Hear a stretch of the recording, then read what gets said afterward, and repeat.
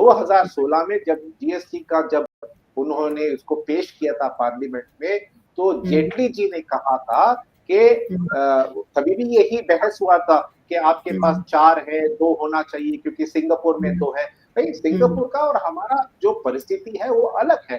फिर भी जेटली जी ने ये कहा कि जब टैक्स बॉयंसी होगा, यानी कि जब टैक्स हमारे पास ज्यादा होगा, तब हम इसको कम कर देंगे।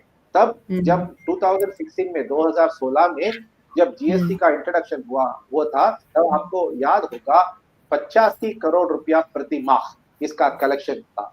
आज 2 लाख करोड़ क्या 2,50,000 करोड़ का कलेक्शन हो गया है।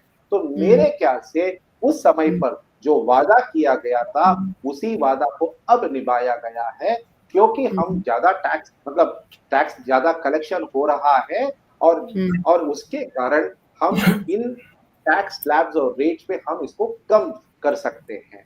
तो मैं समझता हूँ कि न एक्साइज ड्यूटी का झंझट है, न सेल्स टैक्स का झंझट है, न सीवैट का झंझट है। इस सबको आज एक ही मतलब ऑक्ट्रॉय का झंझट है। आपको याद होगा ऑक्ट्रॉय के पोस्ट पे कितने दिन अपने ट्रक खड़ा रहते थे, 25% टाइम ज्यादा लगता था। आज ये सब सही हो गया है, रोड पे ट्रक चलता है और रेट भी कम हो गया है।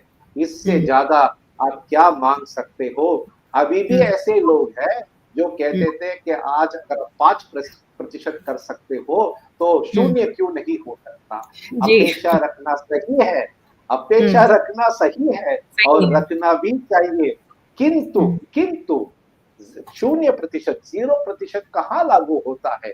घर गृहस्थ के चीजों पर लागू होता है, औषध के रूप में दवाइयों के ऊपर लागू होता है, और यही घर गृहस्थ के जो वस्तु है और जो औषध है, ये अपने किसान भाई ही इसका उपयोग करते हैं। तो आप सोचिए, एक किसान होने के नाते एक तो आपको इनपुट पे जीएसटी कम हुआ, और जो रोजमर्रा जीवन का जो सामान चाहिए उस पे भी कम हुआ।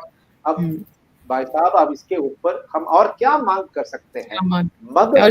मगर मैं कह रहा हूं कि अगर हमारी टैक्स रेवेन्यू और बढ़ गया तो शायद 5 कल 2 भी हो सकता है, 3 भी हो सकता है।